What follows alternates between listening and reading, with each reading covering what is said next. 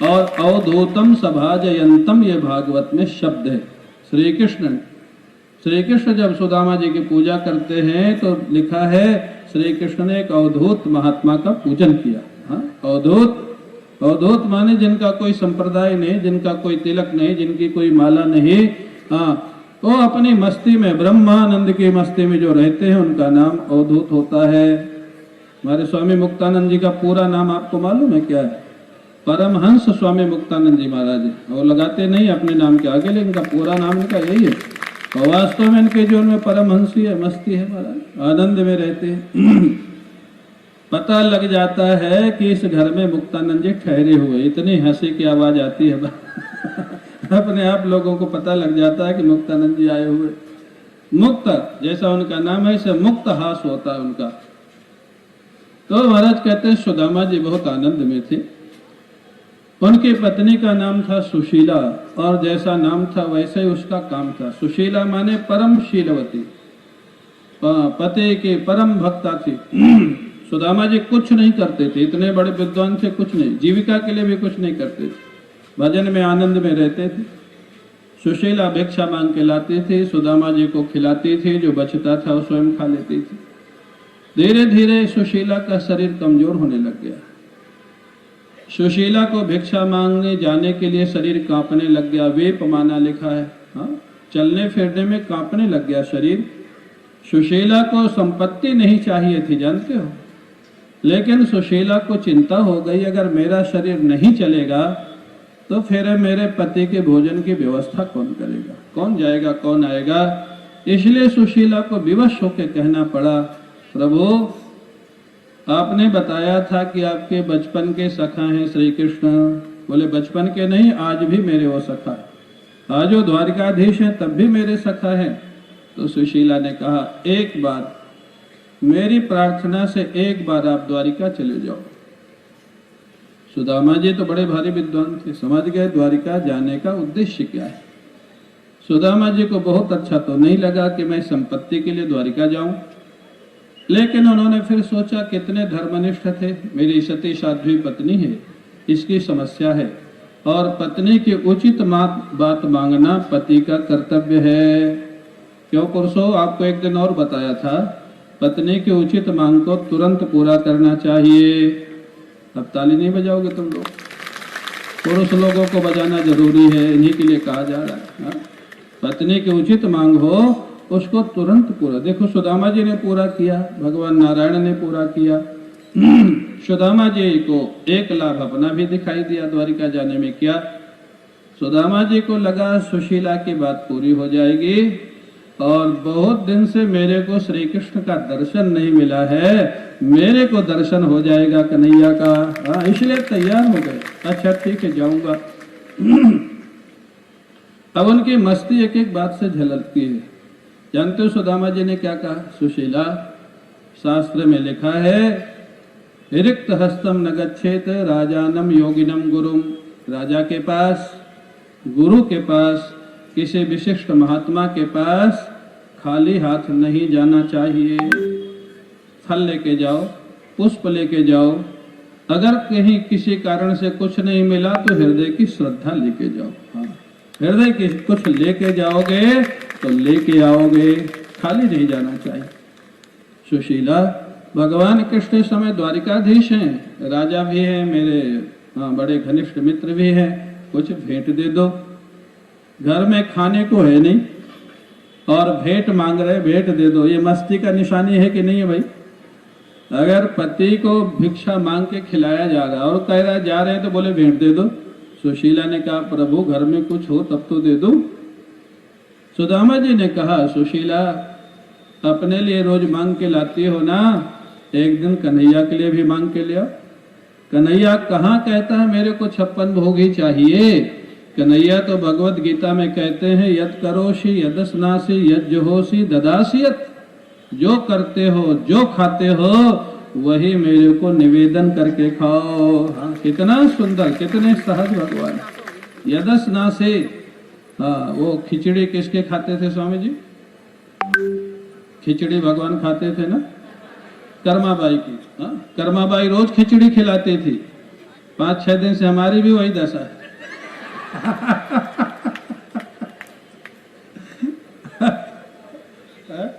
कर्माबाई की खिचड़ी है। तो कर्माबाई की खिचड़ी भगवान खाते थे कि नहीं खाते थे? क्या कर्माबाई से बोलते थे भगवान के 56 भोग खिलाओ? बोलते थे? स्वामी जी कह रहे हम लोग अमिताबाई की खिचड़ी खा रहे और भगवान कर्मा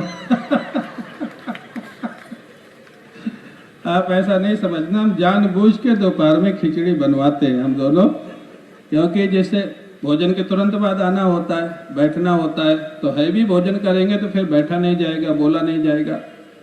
तो हम और स्वामी जी कह रहे थे कि अमिता जी से शिकायत करेंगे कि पूनम रोज हमको खिचड़ी खिलाती है दोपहर में। हाँ, सुबह शाम तो अच्छा भोजन होता है।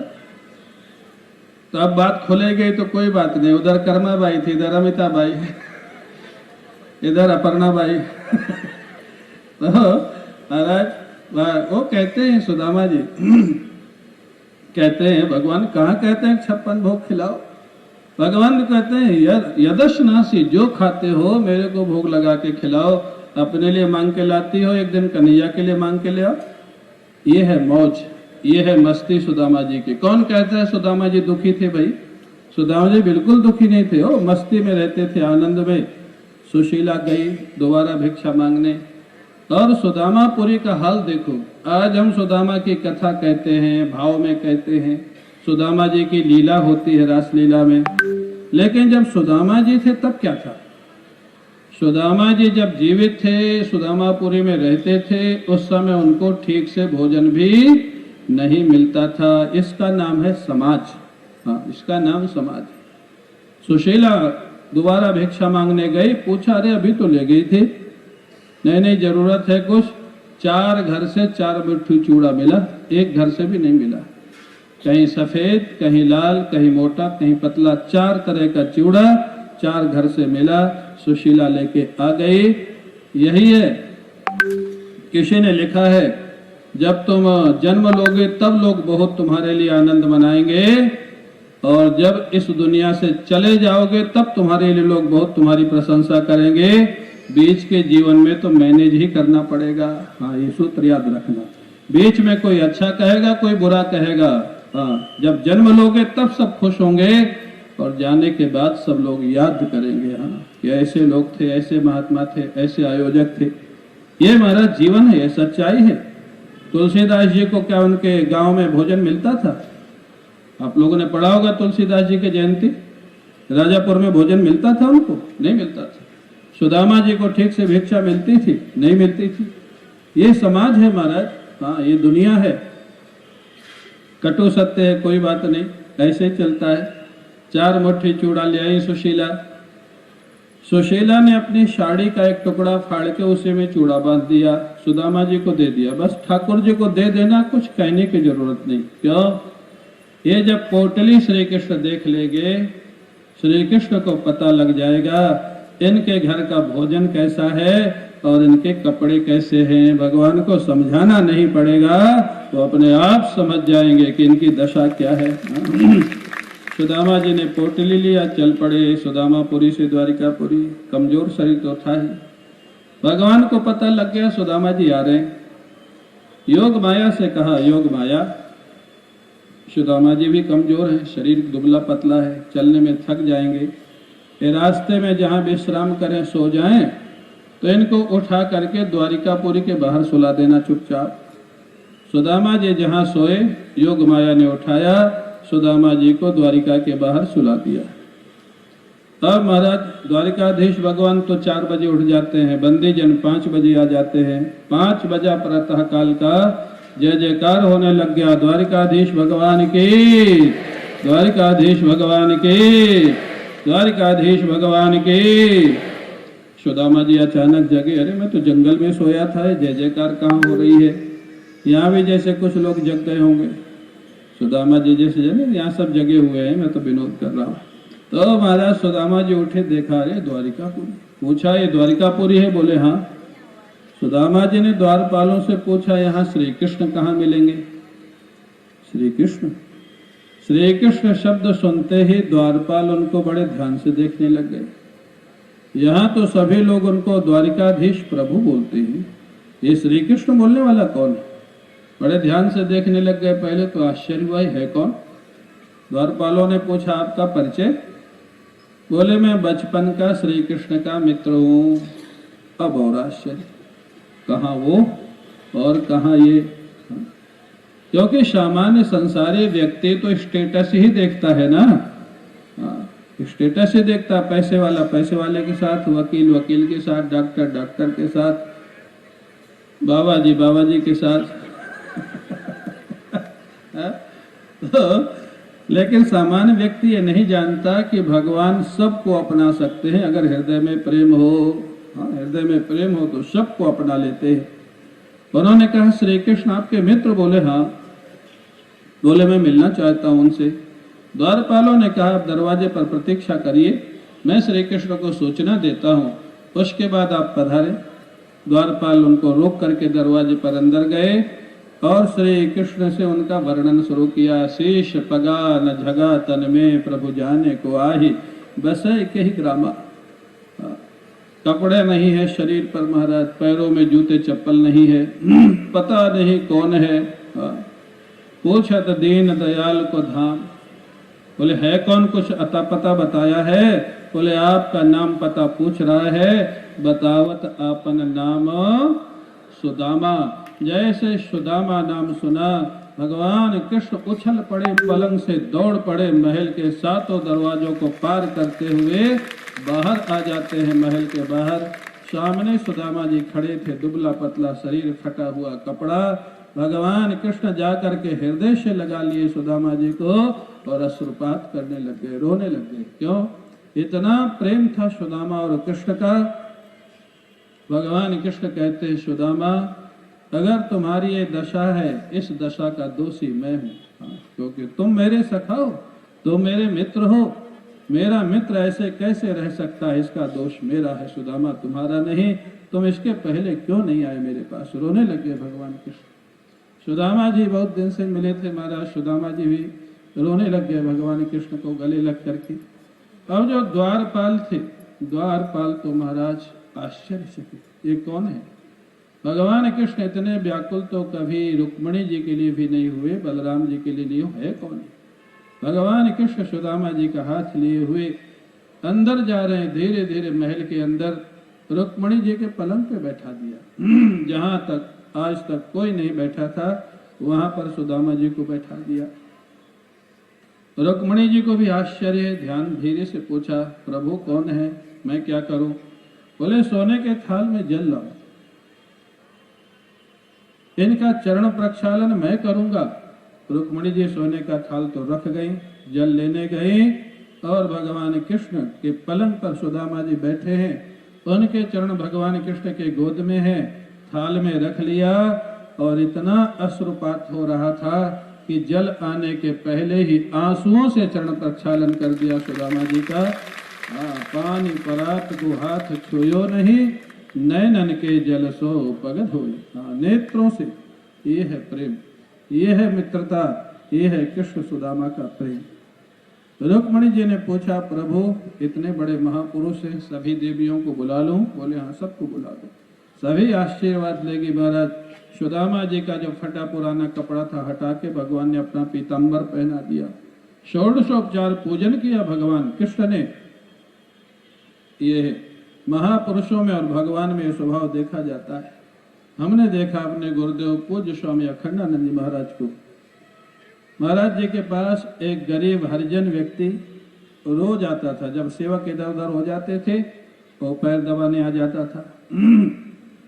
कपड़े उसके फटे पुराने, पैर दबाता था। महाराज जी जानते थे इसका बड़ा प्रेम है, महाराज जी मना नहीं करते थे। और जानते फिर क्या होता था? पैर दबाते दबाते उसको भी नींद आ जाती थी और महाराज जी के पेट में ही सिर रख के सो जाता था। महाराज जी के पेट में। और महाराज जी उसको उठाते नहीं थे। सेवक लोग आते थे, उसको डांट डपट करके बाहर छोड़ के आते थे। अगले दिन फिर आ जाता था, क्योंकि महाराज जी मना नहीं करते थे। तो महाराज जी के पास बिड़ला जेके वाले भी आते थे, वो भी चरण सेवा करते थे। और एक गरीब हरिजन भी आता था, वो भी चरण सेवा करता था। ये महापुरुषों का स्वभाव होता है, ये संत का स्वभाव, भगवान का स्वभाव। मैंने देखा है ये स्वभाव अमिता जी के जीवन में भी।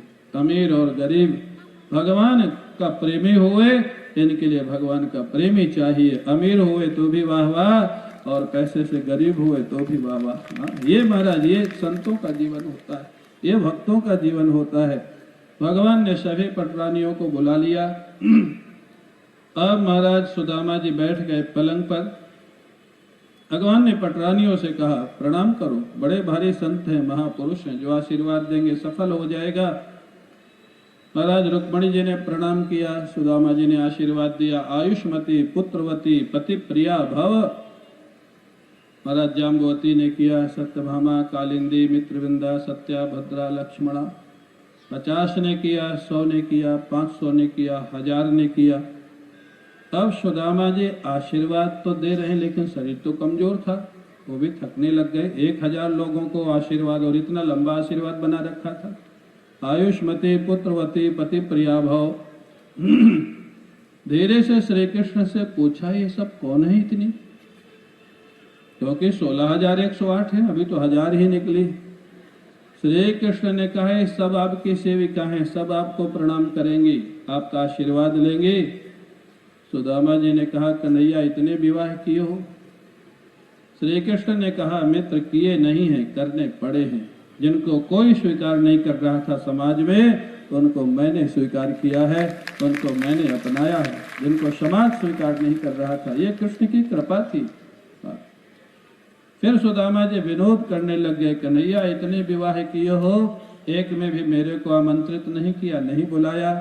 जब सुदामा जी विनोद करने लग गए तो कन्हैया कौन पीछे रहने वाले। कन्हैया ने कहा, मित्र क्या बताऊं, एक भी विवाह में पत्रिका छपी ही नहीं। सारे विवाह बिना प्लानिंग के हुए कि नहीं हुए? अच्छा आप भी बताओ, कोई विवाह पूर्व निश्चित हुआ है क्या? कोई विवाह पूर्व निश्चित हुआ ही नहीं, बिना प्लानिंग के हुए। पत्रिका छपी नहीं तो मैं आपको बुलाता कैसे? सुदामा जी हंसने लग गए। भगवान ने सुदामा जी से पूछा, तुमने विवाह किया कि नहीं भैया? बोले हाँ किया तो है, लेकिन एक ही किया है। बोले हाँ नहीं, आप लोगों को एक ही करना चाहिए। हाँ मेरी बात छोड़ दो। अच्छा एक किया है तो बताओ, मेरी भाभी ने कुछ खाने पीने को तो भेजा होगा। भगवान वहीं चोट करते हैं जहाँ गड़बड़ होता है। मेरी भाभी ने कुछ खाने पीने को भेजा होगा ना। सुदामा जी के बगल में पोटली दबी थी, लेकिन मना कर दिया, नहीं कुछ नहीं भेजा। अब यहाँ पर कई वक्ता कह देते हैं सुदामा जी झूठ बोल गए, बचपन से झूठ बोलने की आदत थी। ऐसा कुछ नहीं है, भागवत में ऐसा लिखा भी नहीं है। उन्होंने जरूर कहा कि हाँ कुछ नहीं लाया, लेकिन क्यों कहा, उद्देश्य क्या था उनके कहने का? सुदामा जी ने श्री कृष्ण का वैभव देखा, सुदामा जी ने द्वारिकापुरी का वैभव देखा, इतनी बड़ी बड़ी पटरानियों को देखा, इतनी सुंदर आभूषणों से सुसज्जित। सुदामा जी ने सोचा, जिन पटरानियों के सामने मेरी इतनी प्रशंसा श्री कृष्ण ने किया है, उनके सामने में 4 मुट्ठी चूड़ा निकाल के कन्हैया को दूंगा तो बेइज्जती मेरी तो क्या होनी है, कन्हैया की बेइज्जती होगी। इसलिए सुदामा जी नहीं दे रहे हैं। कन्हैया की बेइज्जती बचाने के लिए झूठ क्यों बोलेंगे सुदामा जी? ब्रह्मनिष्ठ महात्मा कोई झूठ बोलता है? मना तो किया कि मैं कुछ नहीं लाया, लेकिन मना अलग उद्देश्य किया, कन्हैया की बेइज्जती न होए, अलग से जब मिलेंगे तब दे दूंगा। लेकिन कन्हैया कहाँ छोड़ने वाले। कन्हैया ने कहा, देखो तुम्हारे बगल में कुछ दबा है। बोले नहीं कुछ नहीं है। बोले कुछ है। छीना झपटी, मित्र तो थे ही, छीना झपटी होने लग गई, पोटली नीचे गिर गई फर्श पे, कपड़ा फट गया, कमजोर था, चूड़ा बिखर गया। भगवान कृष्ण पलंग से कूदे, एक मुट्ठी चूड़ा लिया, खा लिया। कच्चा चूड़ा आप जानते हैं, चूड़ा भी खाओ तो पका के खाओ, दही चूड़ा खाओ या पोहा बना के खाओ। कच्चा चूड़ा भगवान खा गए, एक मुट्ठी उठा के 1 लोक की संपत्ति दे दिया। दूसरी मुट्ठी चूड़ा खाया, स्वर्ग की संपत्ति दे दिया। तीसरी मुट्ठी खाने के लिए उठे, वैकुंठ दे देते। रुक्मिणी जी ने बड़ी विधि से रोका, ऐसे रोकते तो भगवान मानते नहीं। रुक्मिणी जी ने क्या कहा जानते हो? रुक्मिणी जी ने कहा, प्रभु इतने बड़े महात्मा का प्रसाद क्या केवल आप अकेले ले लोगे? क्या हम लोगों को नहीं मिलेगा? भगवान समझ गए, रुक्मिणी जी को चिंता हो गई वैकुंठ की। रुक्मणी जी के कारण भगवान ने छोड़ दिया, 2 मुट्ठी खा लिया। 2 मुट्ठी से सारी रानियों को बांट दिया गया। अब महाराज 2 लोक की संपत्ति। इधर सुदामा जी का पूरा दिन बड़े आनंद से निकला कि नहीं निकला? अरे भगवान जहाँ इतनी सेवा करे, इतने प्रेम से मिले, वहां दिन कितना आनंद से निकलेगा। रात्रि का भोजन करके भगवान सुदामा जी भगवान के यहाँ सो गए। अब महाराज भगवान ने क्या किया, रात्रि में विश्वकर्मा को बुलाया। विश्वकर्मा, तूने एक रात्रि में द्वारिका का निर्माण किया था, अब एक रात्रि में सुदामापुरी को द्वारिकापुरी बनाना है, वही काम करना है, वैसे ही बनाना है। विश्वकर्मा ने कहा ठीक है प्रभु, जो आदेश। चला गया। सुदामा जी सो रहे हैं, उधर सुदामापुरी द्वारिकापुरी बन रही है। भगवान के देने का तरीका, हाँ? भगवान हमको आपको जब देते हैं जब हम लोग सो जाते हैं, हाँ? और हम लोग कब देते हैं? सारे लोगों को प्रचार करके, हाँ, अखबार में न्यूज दे करके, वीडियो बना के, फोटो बना के। एक बहुत दानवीर उद्योगपति थे, वो सोचे मैं इतना दान करता हूँ, भगवान के धाम को जाऊंगा। लेकिन जब शरीर पूरा हुआ तो उनको स्वर्ग मिला, भगवान का धाम नहीं मिला। काम तो अच्छा है, बता के दो तो भी अच्छा ही है, पुण्य होगा, सत्कर्म है। भगवान से उस सेठ ने पूछा, उद्योगपति ने, प्रभु मैं तो आपके धाम को आना चाहता था, लेकिन आपका धाम तो मिला नहीं, स्वर्ग दे दिया गया। भगवान ने उसे एक प्रश्न किया, उद्योगपति महाशय, क्या कोई दान तुमने ऐसा भी किया है जो केवल तुमको और मेरे को मालूम हो, तीसरे को मालूम ना हो? तुमने सब कुछ बता के दान किया है, दिखा के दान किया है, पत्थर में नाम लगा के दान किया है, पुण्य तुम्हारा बढ़ गया, स्वर्ग तुमको मिल गया। तुमने मेरे लिए दान क्या किया है? जो इसको दिया उसको पता हो, जिसने दिया उसको पता हो, और भगवान को पता हो, इसके अलावा किसी को न पता हो। ऐसा दान दोगे तो ठाकुर की प्राप्ति होगी। यहाँ तो महाराज एक चेयर दान करेंगे, एक पंखा दान करेंगे। मैंने देखा ऋषिकेश हरिद्वार में बड़े बड़े आश्रमों में पंखा लोग डोनेट करते, पंखे के तीनों पंखुड़ी में नाम एड्रेस होता, एक से भी संतोष नहीं, तीनों पंखुड़ी में नाम एड्रेस लगा रहता, अमुक जी ने डोनेट किया है। एक महात्मा बड़े विनोदी थे, वो कहते थे देखो पंखा दान किया 84 के चक्कर से छूटने के लिए, और पंखे में लटके लटके दिन भर चक्कर लगाते थे, तीनों पंखुड़ी में लटके हुए, नाम लिखा हुआ। अरे भाई कुछ काम ऐसा भी करो, ऐसा दान करो जो तुमको और तुम्हारे ठाकुर को पता हो, बाकी दुनिया को पता ना हो, वो ठाकुर की प्रसन्नता के लिए होगा। महाराज तब कहते हैं सुदामा जी, तो सुदामा जी का जो सुदामापुरी थी द्वारिकापुरी बन गई। प्रातः काल सुदामा जी उठे, स्नान ध्यान किया, नित्य कर्म किया, बाल भोग किया। अब भगवान कृष्ण को लगता है जितनी जल्दी ये सुदामापुरी पहुंचेंगे तो पता लगेगा वहां क्या हुआ, नहीं पहुंचेंगे तो पता कैसे लगेगा। भगवान कृष्ण ने सामने से पूछ दिया, नटखट तो थे ही, सुदामा जी आज आप अपने घर जाओगे क्या?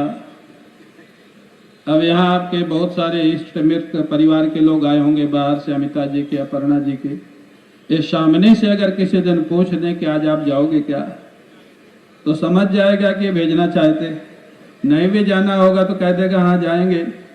सुदामा जी के साथ भी वही हुआ, जब भगवान ने पूछा जाओगे क्या, बोले हाँ प्रभु जाऊंगा। सुदामा जी को भी संकोच हुआ, बड़ा संकोच हुआ, रास्ते में जा रहे हैं, भगवान ने कितना सम्मान किया, आदर किया, लेकिन संपत्ति नहीं दिया। सुदामा जी क्या सोच रहे, संपत्ति नहीं दिया। क्यों नहीं दिया? संपत्ति पाने से भजन कम हो जाएगा, समय कम मिलेगा, इसलिए नहीं दिया। लेकिन जब वहां पहुंच गए, जब वहां सुदामापुरी पहुंच गए तो भ्रमित हो गए, ये कौन सा नगर है भाई, द्वारिकापुरी है कि सुदामापुरी, क्योंकि द्वारिकापुरी जैसे बन गई थी। अब वहां जब पहुंच गए तो महाराज सुदामापुरी में लोगों से पूछने लग गए, भाई ये सुदामापुरी है? बोले हाँ सुदामापुरी है। तो उन्होंने कहा मेरी एक झोपड़ी थी, यहाँ पर मेरी पत्नी सुशीला रहती थी, वहां तो एक महल खड़ा, वो कहाँ गई? बोले यही महाराज आपका महल है। तब तक सुशीला ने महल के ऊपर से देख लिया सुदामा जी को। सुशीला के पास आज सैकड़ों सेविकाएं हैं, निष्कंठी नाम लिखा है। जानते हो सुशीला की सेविकाएं हीरा और सोने की ज्वेलरी पहने। सुशीला की सेविकाएं, सेविकाएं जब हीरा की और सोने की ज्वेलरी पहने होगी, सोचो सुशीला के पास कितनी संपत्ति थी। और महाराज सुशीला ने देखा, सोने का थाल लेकर के आई, नीचे सखियों के साथ जैसे एक पटरानी आती है, महारानी आती है, सुदामा जी के चरणों में हाथ रख करके प्रणाम किया। सुदामा जी पहचाने नहीं, स्वाभाविक था। 3 दिन पहले सुशीला दुबली पतली थी, झोपड़ी थी, आज महल है, सुशीला देवांगना जैसी हो गई है। प्रणाम करके आशीर्वाद तो दिया सुदामा जी ने, लेकिन पूछा देवी आप कौन है? नेचुरल था, जब नहीं पहचाने तो पूछा ही जाएगा आप कौन है। सुशीला की आंखों में प्रेम के आंसू, प्रभु आपकी सेविका सुशीला। सुशीला तुम्हारा ये दिव्य शरीर कैसे हुआ? ये महल किसका है? सुशीला ने कहा प्रभु रात्रि में सोई थी तो मैं दुबली पतली थी और झोपड़ी में सोई थी। प्रातः काल उठी तो महल खड़ा था और मेरा शरीर दिव्य हो गया था। इतना ही मेरे को मालूम है, किसने किया है मेरे को नहीं मालूम है।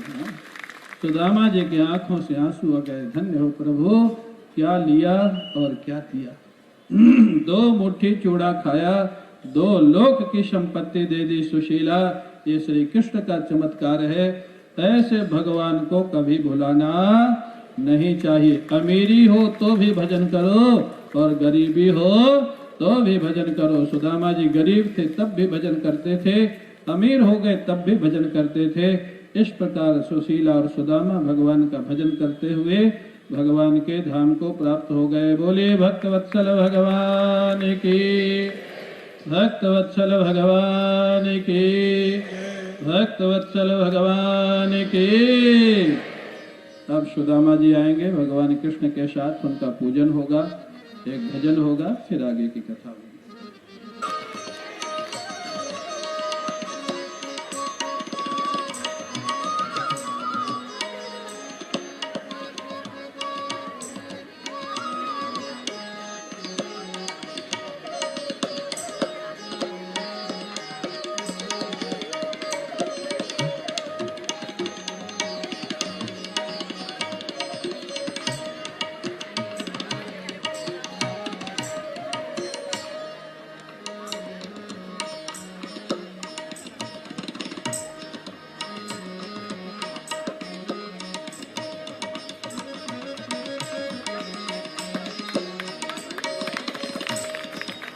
प्रेम से तालियों से सम्मान करें भगवान का, द्वारिकाधीश भगवान का।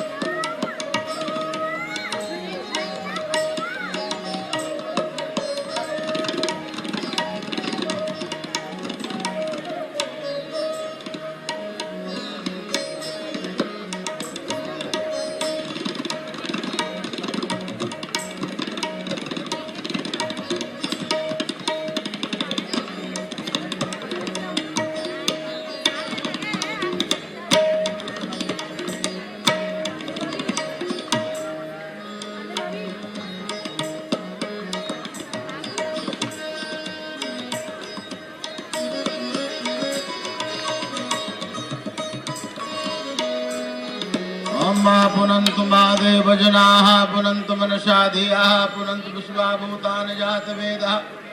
ॐ पुष्पाणि गृहीत्वा ॐ मा इदं विष्णुविक्रमे त्रिधान्य दधे पदं मा समूढमसि पाको सुरेश्वा।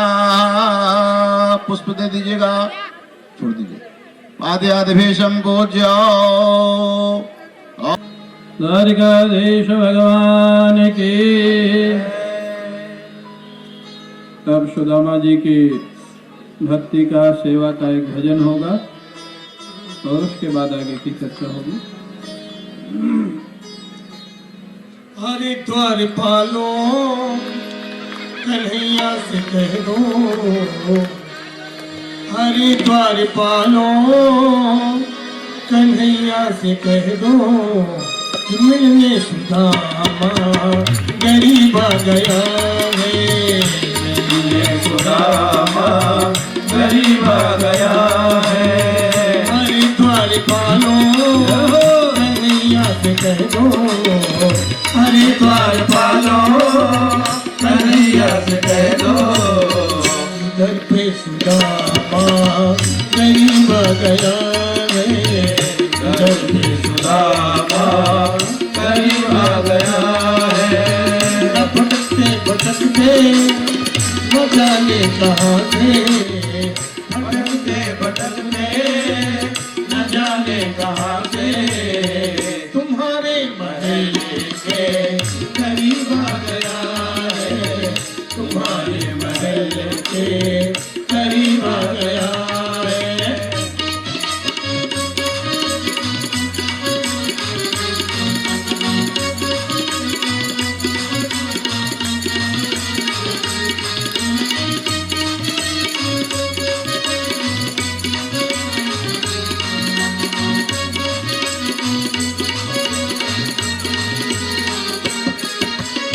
न सर पे है पगड़ी न तन पे है जामा, बता दो कन्हैया से नाम है सुदामा, बता दो कन्हैया से नाम है सुदामा, बता दो कन्हैया से नाम है सुदामा। न सर पे है पगड़ी न तन पे है जामा, बता दो कन्हैया से नाम है सुदामा। सर पे है पगड़ी न तन पे है जामा, बता दो कन्हैया से नाम है सुदामा, बता दो कन्हैया से नाम है सुदामा।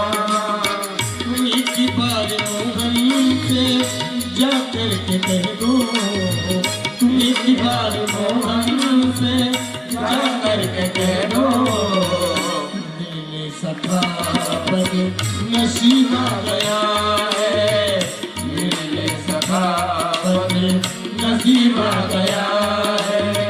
हरिद्वार पालो कन्हैया से कह दो कि मेरे सुदामा करीब आ गया है, मेरे सुदामा करीब आ गया है।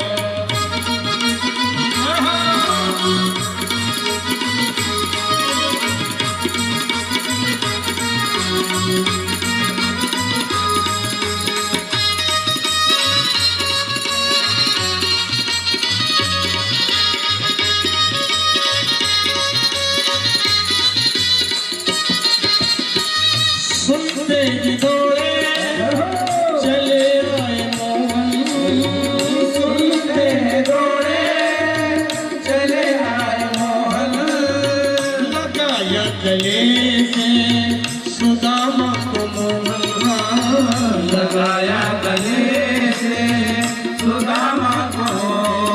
ओ सुनते ही दौड़े चले आए मोहन, सुनते दौड़े चले आए मोहन, लगाया गले से सुदामा को मोहन, लगाया गले से सुदामा को मोहन।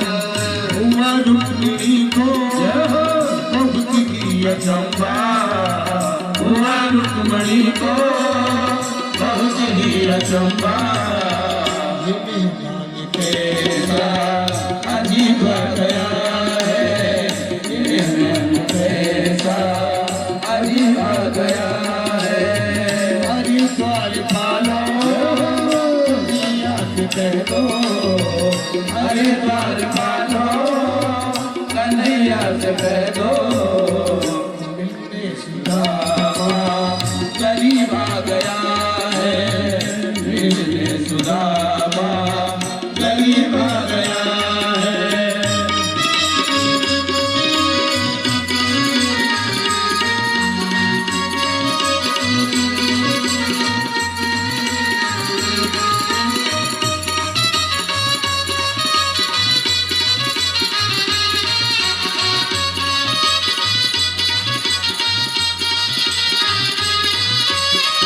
बराबर में अपने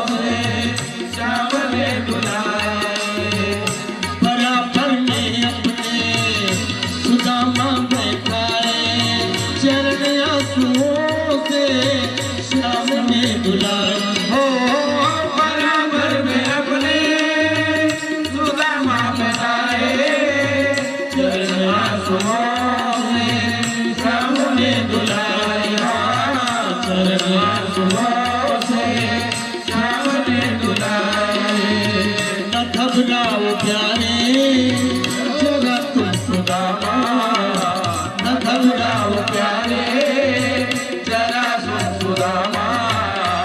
खुशी का समा तेरे करीब आ गया है, खुशी का समा तेरे करीब आ गया है।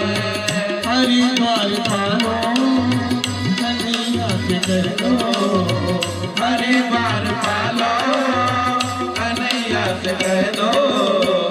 मिलने सुदामा करीब आ गया है, मिलने सुदामा करीब आ गया है, मिलने सुदामा करीब आ गया है, मिलने सुदामा करीब आ गया। लगे फिर सुदामा पुतलिया छुपाने, लगे फिर सुदामा पुतलिया छुपाने। लगे कृष्ण उसी को छीन करके खाने, लगे कृष्ण उसी को छीन करके खाने। ये सौगात तेरी भाभी ने दी है, ये सौगात तेरी भाभी ने दी है। इसे लेके आज ये करीब आ गया है, इसे लेके आज ये करीब आ गया। ओ अरे द्वार पालो कन्हैया से कह दो, इधर पे सुदामा करीब आ गया है, इधर पे सुदामा करीब आ गया है, मिलने सुदामा करीब आ गया। बोली भक्त वत्सल भगवान की जय, द्वारकाधीश भगवान की जय।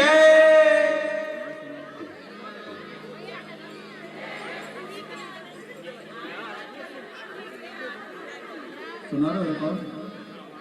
एक और सुना।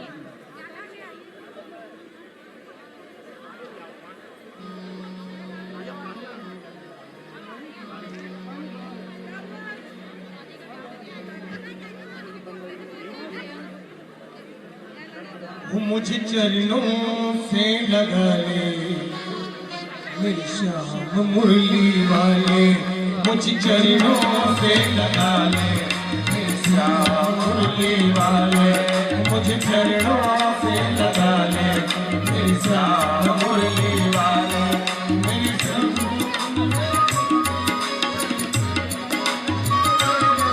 तेरा नाम मुरली वाले, मुझे चरणों से लगा ले मेरी श्याम मुरली वाले, मुझे चरणों से लगा ले मेरी श्याम मुरली वाले।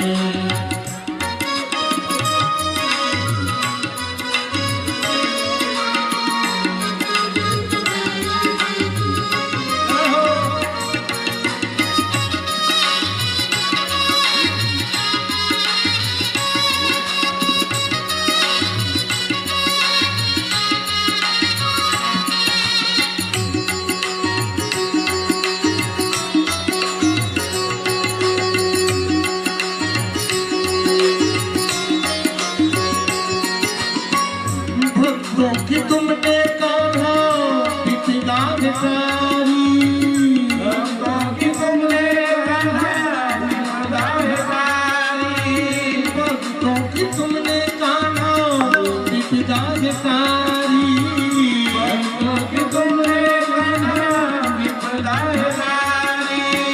मेरी भी बात थामो आके बिहारी, मेरी भी बात थामो आके बिहारी।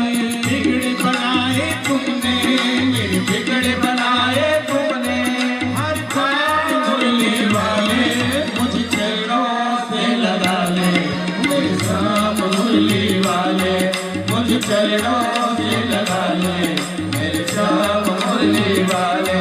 मेरी श्वास श्वास में तेरा, श्वास श्वास में तेरा है नाम मुरली वाले, मुझे चरणों से लगा ले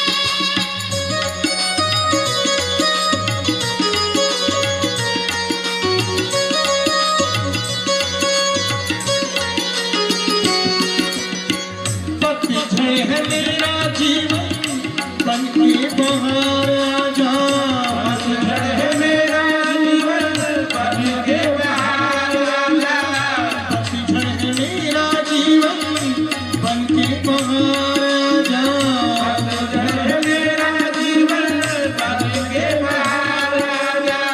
सुन लो पुकार कान्हा बस एक बार आजा, सुन लो पुकार कान्हा बस एक बार आजा। बेचैन मन के तुम ही, बेचैन मन के तुम ही, आराम मुरली वाले मुझे चरणों से लगा ले, मेरे श्याम मुरली वाले मुझे चरणों से लगा ले, मेरे श्याम मुरली वाले।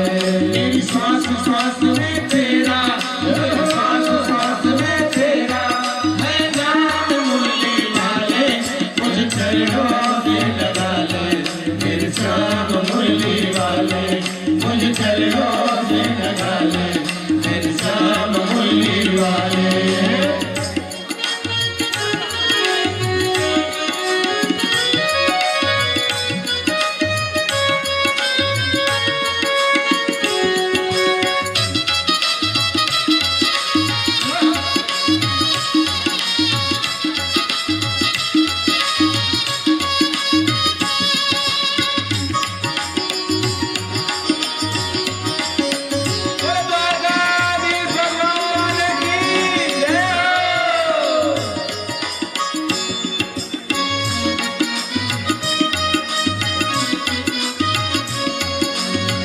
तुम हो दया के सागर जन्मों की मैं दासी, तुम हो गया के सागर जन्मों की मैं हूँ प्यासी, तुम हो दया के सागर जन्मों की मैं हूँ प्यासी, तुम हो गया के सागर जन्मों की मैं हूँ प्यासी।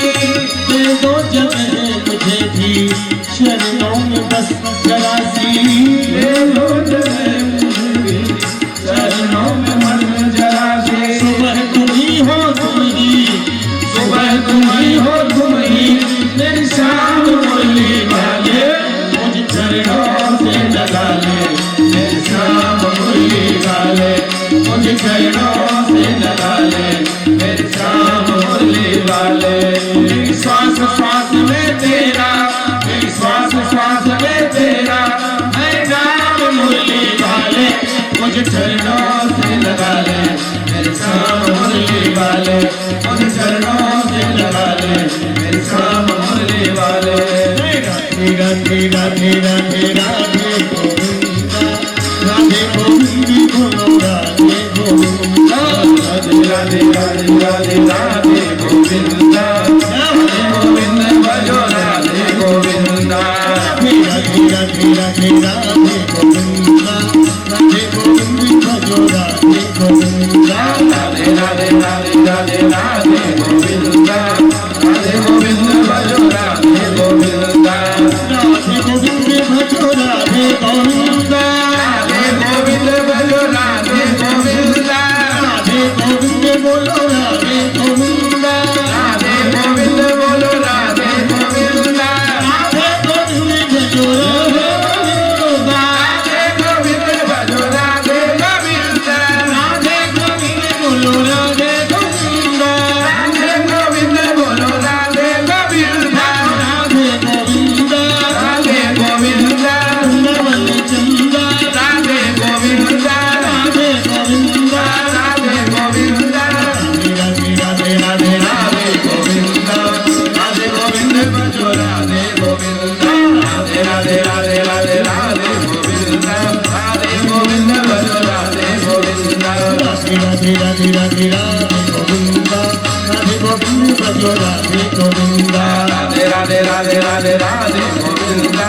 राधे गोविंद भजो राधे गोविंदा, राधे गोविंद भजो राधे गोविंदा, राधे गोविंद भजो राधे गोविंदा, राधे गोविंद भजो राधे गोविंदा, राधे गोविंद भजो राधे गोविंदा, राधे गोविंद भजो राधे गोविंदा, राधे गोविंद भजो राधे गोविंदा, राधे गोविंद भजो राधे गोविंदा, राधे गोविंद भजो राधे गोविंदा।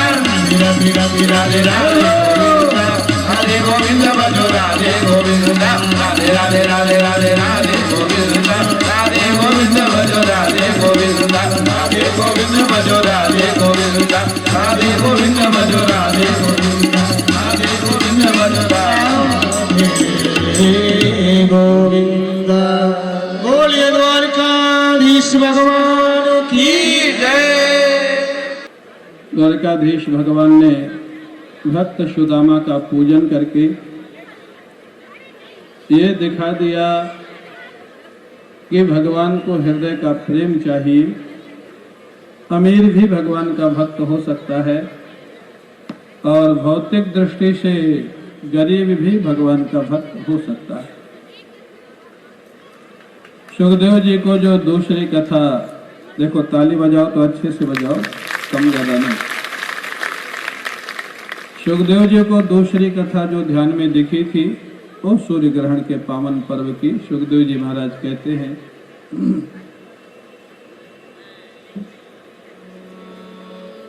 अथैकदा द्वारवत्यां वसतो रामकृष्णयोः सूर्योपरागः सुमहान् आसीत् कल्पक्षये यथा। सूर्य ग्रहण का पावन पर्व उपस्थित हुआ था। सारे विश्व के लोग सूर्य ग्रहण में स्नान करने के लिए, पुण्य प्राप्त करने के लिए हरियाणा प्रदेश में जो कुरुक्षेत्र का स्थान है वहां पर जो सरोवर है, क्या नाम स्वामी जी सरोवर का? मानसरोवर, ब्रह्म सरोवर। ब्रह्म सरोवर, ब्रह्म सरोवर जो नाम है उसमें स्नान करने का बड़ा भारी महत्व है। आज भी लोग जाते हैं सूर्य ग्रहण के समय। सारे देश की प्रजा आई हुई थी कुरुक्षेत्र में ब्रह्म सरोवर में स्नान करने के लिए।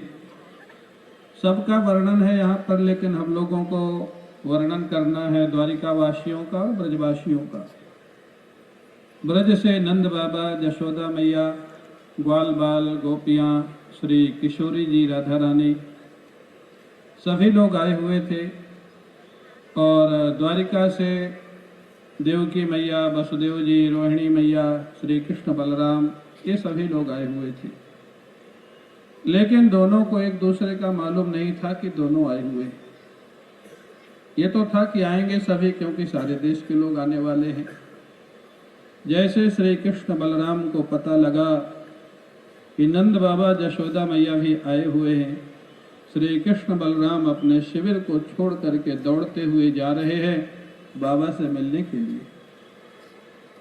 बाबा अपना शिविर लगा ही रहे थे। प्राची स्थितः श्री नंदः, प्रतीचि स्थितः श्री कृष्णः। मेला क्षेत्र के पूर्व दिशा में नंद बाबा का शिविर लग रहा था और पश्चिम दिशा में भगवान कृष्ण का शिविर लग चुका था। श्री कृष्ण बलराम आ रहे हैं नंद बाबा से मिलने के लिए। बाबा ने दूर से आते हुए कृष्ण बलराम को देखा तो भरोसा नहीं हुआ। क्यों? वृंदावन से जब भगवान कृष्ण गए थे तो 10 वर्ष 8 महीने के थे, और आज जब कुरुक्षेत्र में ब्रजवासियों से मिलना हो रहा है तो भगवान कृष्ण लगभग 110 वर्ष के। कितने साल का गैप था? 100 साल का। आप कल्पना कर सकते हैं ब्रजवासियों का प्रेम। वो ब्रज गोपियाँ, वो ब्रजवासी भगवान कृष्ण के प्रत्यागमन की प्रतीक्षा में प्रतिदिन अपने घरों को सजाते थे, चौक बनाते थे, बंधनवार लगाते थे, माखन निकाल के गोपियाँ रखती थी कि आज ही शायद श्री कृष्ण आ जाएंगे। हाँ, 100 साल पूरा प्रतीक्षा में गया और आज भी मालूम नहीं है कि भगवान मिलने वाले। नंद बाबा को अचानक देखा श्री कृष्ण बलराम आ रहे हैं। बाबा को अपनी आंखों पे भरोसा नहीं हुआ। तब तक कृष्ण बलराम पास में आ गए, प्रणाम करना चाहते हैं नंद बाबा को, लेकिन नंद बाबा ने दोनों को उठा के हृदय से लगा लिया और रोने लग जाते हैं। इतने दिनों का वियोग था, रोने लग गए। नंद बाबा की दोनों आंखों से झरझर अश्रुपात हो रहा है। ऐसा लग रहा है जैसे एक आंख से श्री कृष्ण का अभिषेक कर रहे हैं और एक आंख से बलराम का अभिषेक कर रहे हैं। दोनों आंखों के आंसुओं से दोनों का अभिषेक करते जा रहे हैं नंद बाबा। ऐसा प्रतीत हो रहा था।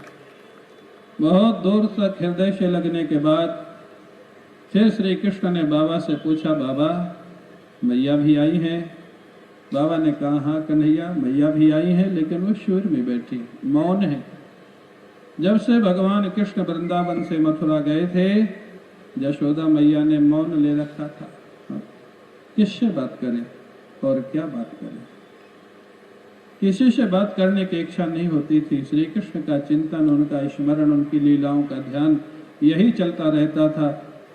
भगवान कृष्ण और बलराम जहाँ शिविर लगा था, शिविर के दरवाजे पर पहुंच गए। यशोदा जी अंदर बैठी है। श्री कृष्ण बलराम दरवाजे पे खड़े हो गए। यशोदा जी ने अंदर से देखा, कृष्ण बलराम दरवाजे पे खड़े हैं। यशोदा जी को लगा मैं स्वप्न देख रही हूँ क्या मैं दीवा स्वप्न देख रही हूँ, या मेरे ये कोई मन का चिंतन है? कृष्ण बलराम की तो आने की कोई सूचना थी नहीं, या अचानक कृष्ण बलराम दोनों खड़े हैं। भगवान समझ गए कि मैया को भी भरोसा नहीं हो रहा है। कृष्ण बलराम अंदर प्रवेश किए, यशोदा मैया के चरणों में प्रणाम किए। मैया ने दोनों को उठा करके गोद में बैठा लिया एक साथ, और महाराज उनकी आंखों से अश्रुपात होने लग जाता है। वक्षस्थल से दुग्धस्राव होने लग गया। क्या वात्सल्य था यशोदा मैया को। बहुत देर तक दोनों को हृदय से लगा के रोती रही यशोदा मैया। बहुत समय बीत गया। इधर देवकी और रोहिणी मैया को चिंता होने लग गई कि कृष्ण बलराम कहाँ गए। आज शायद ये पहला अवसर है जब दोनों माताएं, यशोदा मैया देवकी मैया, दोनों एक जगह पर हैं, और माँ दो हैं और बेटा एक है। विलक्षण अवसर था। देवकी मैया को मालूम है मेरे बेटे हैं, यशोदा मैया को मालूम है मेरे बेटे हैं। देवकी मैया रोहिणी मैया खोजती खोजती कृष्ण बलराम को यशोदा मैया के शिविर में पहुंच गई। देखा ये दोनों उनकी गोद में बैठे हैं और यशोदा की आंखों से झरझर अश्रुपात हो रहा है। कोई वार्तालाप ही नहीं हो रहा है। अब पता लगा कि वास्तव में बेटे किसके हैं। देवकी मैया रोहिणी मैया ने जा करके यशोदा जी के चरणों में प्रणाम किया। यशोदा, जन्म तो हमने दिया है, लेकिन 11 साल तक पालन पोषण आपने किया है, इसलिए वास्तविक माँ तो आप हैं। आप नहीं होती तो आज हमारा कन्हैया हमारे साथ नहीं होता। यशोदा जी की कृतज्ञता ज्ञापित करती है रोहिणी और देवकी मैया। इधर गोपियों को मालूम पड़ा श्री कृष्ण आए। गोपियां तो अत्यंत व्याकुल थी, दौड़ती हुई पहुंच गई यशोदा मैया के शिविर के बाहर। देखा बाहर से कि शिविर में अंदर यशोदा मैया के साथ बैठे हैं कन्हैया। गोपियों का प्रेम देखो, गोपियों की मर्यादा देखो। एक भी गोपी शिविर के अंदर नहीं गई और एक भी गोपी ने श्री कृष्ण को बुलाया नहीं। खड़े खड़े देख रही है। कन्हैया जब मैया से मिल लेंगे, बाहर आ जाएंगे, तब हम उनसे मिलेंगे। कन्हैया ने अंदर से गोपियों को देखा। गोपियों के आंखों से झरझर अश्रुपात हो रहा है। 100 साल का वियोग, जिनके बिना उनको एक एक दिन निकालना मुश्किल पड़ता था, उनका 100 साल का वियोग। गोपियां अत्यंत करुण क्रंदन कर रही हैं बाहर खड़े हुए। कन्हैया ने मैया से कहा, मैया मैं आता हूँ। कन्हैया बाहर आते हैं। जैसे बाहर आए, गोपियां अपने को संभाल नहीं सके, जोर जोर से रोने लगे। कन्हैया ने सोचा मैं क्या करूं, इनको कैसे शांत करूं। कन्हैया भी शायद गोपियों के मन को नहीं समझ पाए। कन्हैया ने एक उल्टा सा प्रश्न पूछ दिया श्री कृष्ण ने कि गोपियां या तो हंसने लग जाएंगी या मेरे से झगड़ा करने लग जाएंगे। ऐसा प्रश्न पूछ दिया। क्या प्रश्न पूछ दिया? अपिस्मरथ नः सख्यः स्वानाम अर्थ चिकीर्षया गतांश चिरायितान शत्रु पक्षक क्षपण चेतसः। तरी गोपियों, मैं वृंदावन से मथुरा चला गया, फिर द्वारिका आ गया। किसी कारण से मैं लौट के वृंदावन नहीं आ सका। आपको वचन दिया था, फिर भी नहीं आ सका। लेकिन इन समय में जब मैं वृंदावन नहीं था, बाहर था, गोपियों क्या तुमको मेरी कभी याद आती थी? ये प्रश्न सही था कि उल्टा था? उल्टा प्रश्न था। जानबूझ करके पूछा। क्यों? या तो गोपियां झगड़ पड़ेंगी और या गोपियां हंसने लग जाएंगी। क्या पूछते हो? लेकिन शायद श्री कृष्ण भी गोपियों के मन को नहीं समझ पाए। जैसे गोपियों से पूछा क्या तुमको हमारी याद आती थी गोपियों, गोपियां और जोर जोर से रोने लग गई।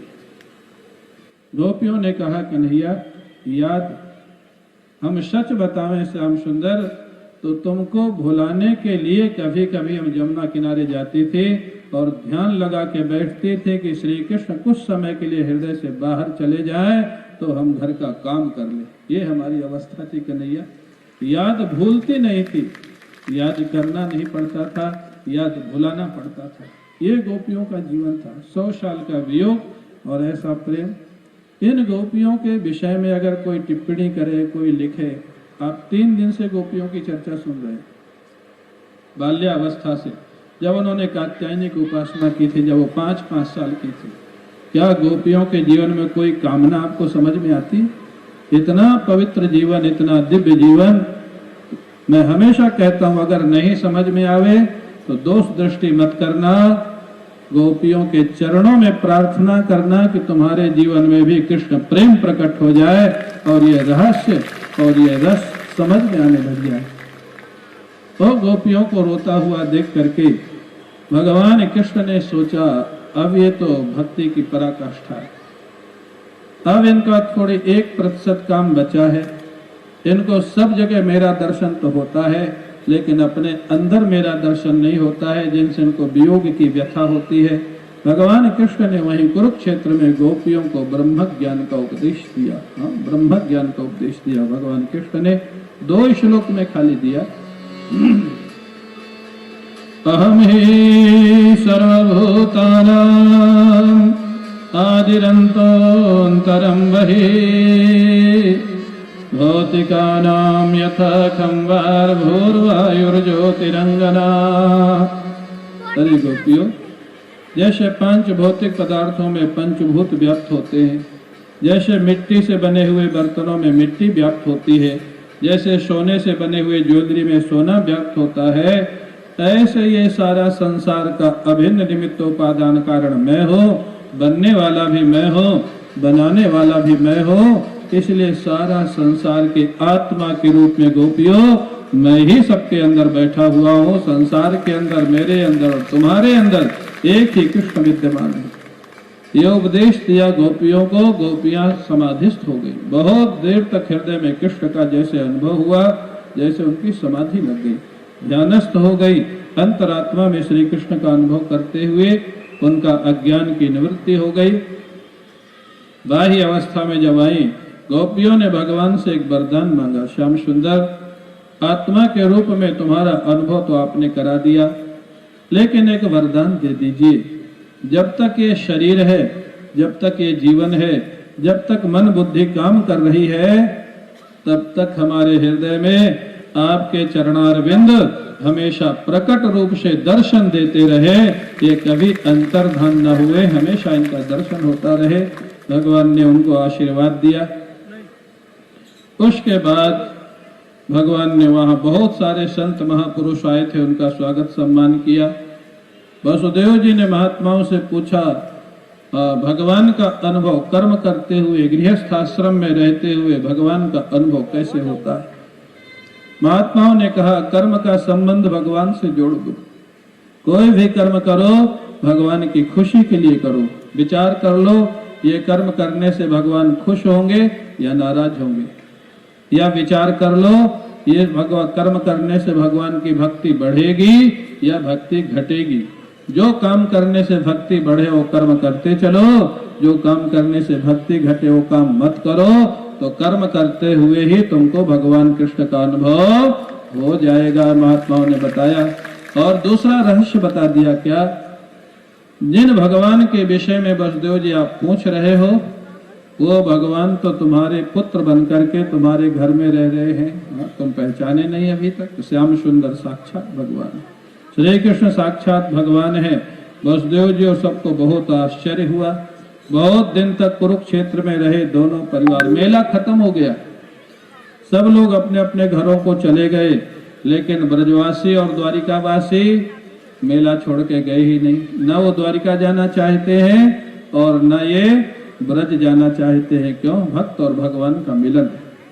इतना रस आ रहा है, कोई सुख सुविधा की अपेक्षा नहीं है, भक्त भगवान का मिलन है, रस आ रहा है। लेकिन 3 महीना बीत गया, जाना तो पड़ेगा, आया है सो जाएगा, संयोग है तो वियोग होगा ही। महाराज जाना पड़ा।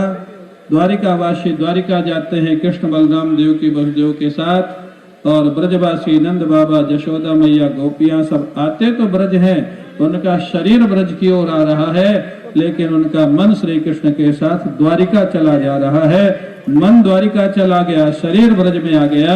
ऐसे ब्रजवासियों का प्रेम था महाराज। जब ब्रज में आने के बाद श्री कृष्ण बलराम ने प्रणाम किया, वसुदेव जी को प्रणाम किया। वसुदेव जी ने कहा, कन्हैया महात्मा कह रहे हैं तुम ही साक्षात भगवान हो। हाँ पिताजी, मैं ही भगवान हूँ। केवल मैं ही भगवान नहीं हूँ, मैं भी भगवान हूँ, आप भी वो परमात्मा है।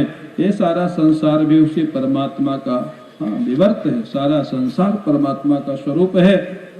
वसुदेव जी के नानात्व की बुद्धि निवृत्त हो गई, एकत्व का अनुभव होगा, एक परमात्मा का अनुभव हो गया। देव की मैया को प्रणाम किया कृष्ण बलराम ने।